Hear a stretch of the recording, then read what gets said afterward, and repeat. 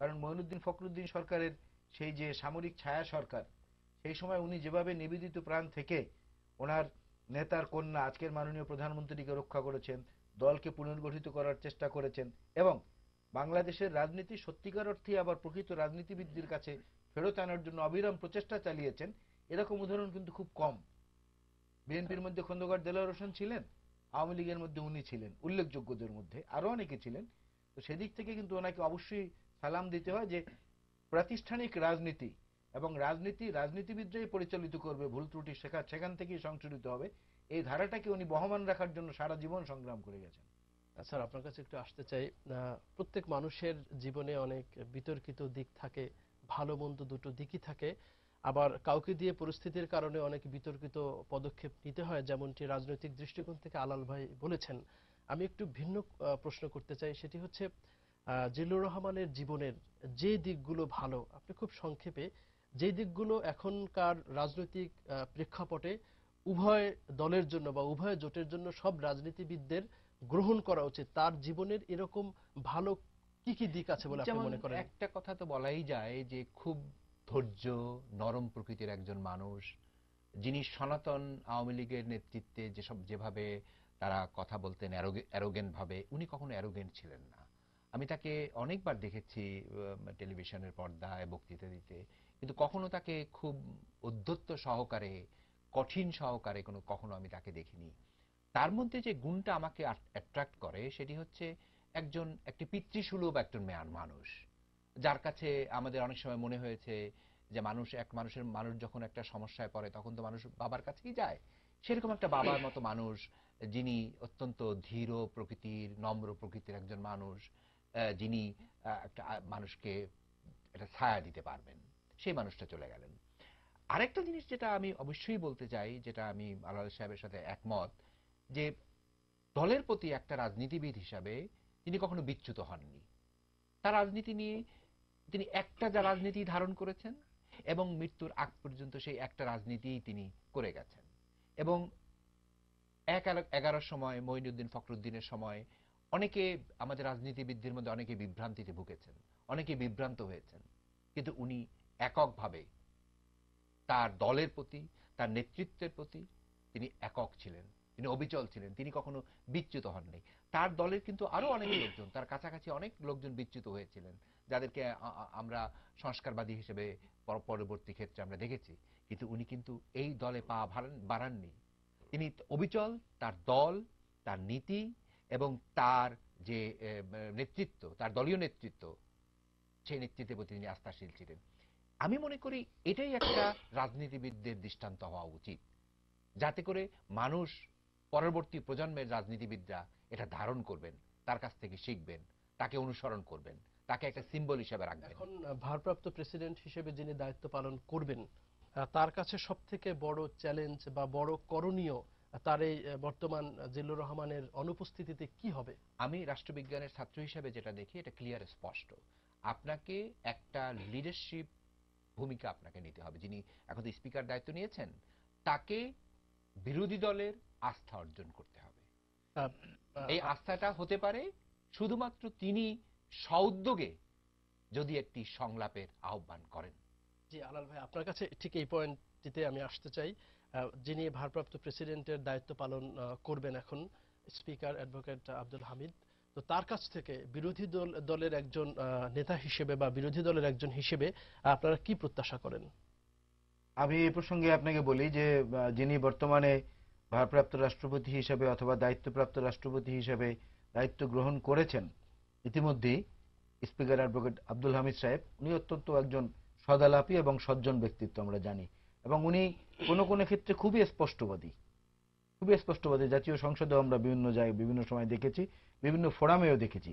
কিন্তু এখন এই মুহূর্তে জাতির সামনে যে সংকট, যেটা আমি একটু আগে বলেছি, যে জাতীয় নিরাপত্তা, রাষ্ট্রের নিরাপত্তা, এটা মানুষের সামনে এবং বর্তমান বাংলাদেশের সামনে সবচেয়ে বড় চ্যালেঞ্জ হয়ে দাঁড়িয়েছে। এই চ্যালেঞ্জটিকে টেক ওভার করতে গেলে, এই চ্যালেঞ্জটিকে অতিক্রম করতে গেলে, ওভারটেক করতে গেলে পরে যে মানসিক দৃঢ়তা, সেখানে প্রথম কাজটি হবে যে যিনি দায়িত্ব পেয়েছেন ওনাকে প্রথমেই উপলব্ধি করতে হবে এবং এইটাকে প্রমাণ করতে হবে তার কর্মকাণ্ডের মধ্য দিয়ে যে আমি রাষ্ট্রের প্রধান, আমি সরকারেরও কেউ না, আমি বিরোধী দলেরও কেউ না, আমি বাংলাদেশের প্রধান, কনস্টিটিউশনাল চিফ। সেই হিসাবে বিরোধী দলের আস্থা অর্জন এবং এই যে ইতিমধ্যে যে পরিস্থিতি সংঘাতময় তৈরি হয়েছে, এজন্য সরকারের মধ্যে যারা দায়ী, বিশেষ করে সরকারের কথাটা আমি সুনির্দিষ্টভাবে বলছি এই কারণে যে যিনি বাতিঘর হিসেবে কাজ করেন, যারা প্রতিষ্ঠান, যারা দেশ পরিচালনা করেন, যিনি স্টিয়ারিং এ থাকেন, তারই কিন্তু দায়িত্ব যে অ্যাক্সিডেন্ট থেকে কিভাবে বাহনটাকে বাঁচানো যায়। সেই হিসেবে সরকারের মধ্যে যারা বর্তমানে বেশি উস্কানি, বেশি উগ্রবাদী আচরণ করছেন, তাদেরকে একদিকে সংযত করা, আর একদিকে বিরোধী দলের আস্থা অর্জনের জন্য, দেশের ভালোর জন্য, বৃহত্তর কল্যাণের জন্য, বিরোধী দলের আস্থা অর্জনের জন্য উনি ওনার নিজের অবস্থানে অনড় থেকে সেই জায়গায় একটা পরিবেশ তৈরি করার একটা ফর্মুলা উপস্থাপন করা অনতিবিলম্বে। তাহলেই কেবলমাত্র আমরা এই দুশ্চিন্তা এবং ভবিষ্যৎ আশঙ্কা থেকে অনেকটা স্বস্তি পাবো বলে আমি বিশ্বাস করি। আলাল ভাই, আমরা ছোট্ট একটা বিরতির পর আবার আলোচনায় ফিরবো। প্রিয় দর্শক, আমাদের সঙ্গে থাকুন। ছোট্ট একটা বিরতির পর আবারও ফিরছি দিগন্তের রাউন্ড টেবিল অনুষ্ঠানে।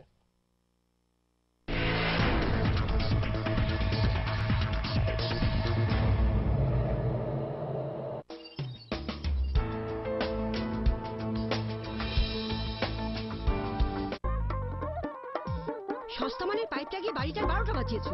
দেয়ালটা সুয়ারাইজের পাইপ ফেটে দুর্গন্ধ, আর বাড়ির সামনে 12 মাস পানি। বাবু বলে হেসে, আরে বোকা, এসডব্লিউআর পাইপ হলো আরএফএল, বাকি সব জাতা। আরএফএল এসডব্লিউআর পাইপ উন্নত মানের ইউপিভিসি দিয়ে তৈরি, তাই শক্ত ও মজবুত, বাড়ির সুরক্ষায় একেবারে ফিট।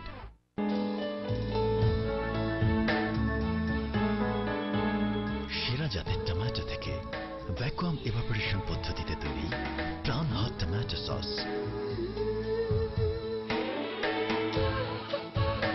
সবকিছুই এখন আরো ইয়ামি। প্রাণ হট টমেটো সস।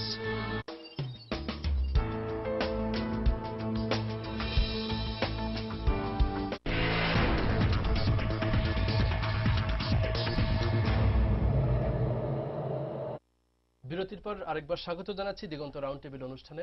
আলাল ভাই, আপনাকে দিয়ে শুরু করব। তবে শুরুতেই বর্তমান পরিস্থিতিতে প্রধানমন্ত্রী শেখ হাসিনা এবং বিরোধী দলীয় নেত্রী বেগম খালেদা জিয়ার অবস্থান একটু জানার চেষ্টা করব। সেজন্য ছোট্ট একটা ভিডিও ক্লিপিং, সেটা একটু দেখে নেব। এমনই মানসিক অসুস্থতা নিয়ে এসেছেন যে আজকে আমাদের ছেলেপেলেদেরকে তিনি বলেন নষ্ট চৈত্র, তিনি বলেন নাস্তিক। কে কতটুকু ধর্ম পালন করেন সেটুক তো সকলেরই জানা আছে। আর জেলখানায় তো একসাথেই বন্দি ছিলাম, পাশাপাশি বাড়ি হলেও সকলের কথা সকলের জানা হয়ে গেছে। অশ্লীল ভাষায় যেসব কথাবার্তা লিখেছে তার বিরুদ্ধে তারা প্রতিবাদ করবার জন্যই মাঠে নেমেছিল। এইটা গণতান্ত্রিক অধিকার এবং এটা আমাদের মুসলমান হিসেবে একজন আমাদের ফরজ এবং দায়িত্ব, কর্তব্য বলে আমরা মনে করি। সেটা তারা করেছে। সেই প্রতিবাদ করার জন্য যে জালেম সরকার এবং যারা, আমি বলবো না সব পুলিশ বাহিনী, এই সরকারের কতগুলা এই দলীয় পুলিশ বাহিনী আছে, পেটুয়া পুলিশ বাহিনী আছে এবং যারা একটি বিশেষ জেলার পুলিশ বাহিনী, তারা অতি উৎসাহী হয়ে এই কাজটি করেছে।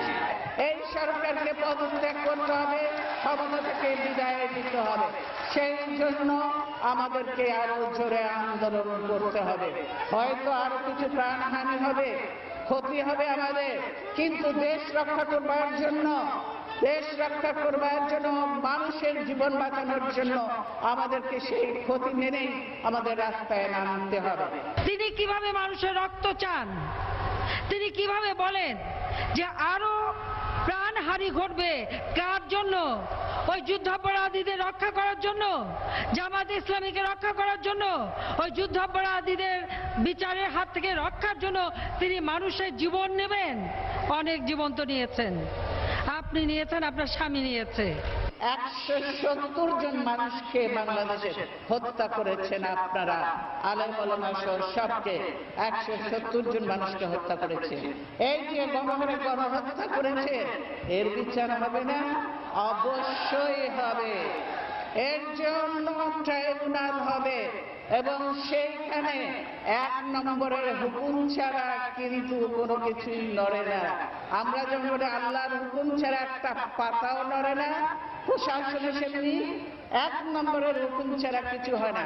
কাজে 1 নম্বরের ব্যক্তি যে আছে প্রধানমন্ত্রী, এই ট্রাইব্যুনাল হবে একদিন এবং প্রধানমন্ত্রীকে সেই ট্রাইব্যুনালে হাজির করে এই গণহত্যার জবাব দিতে হবে।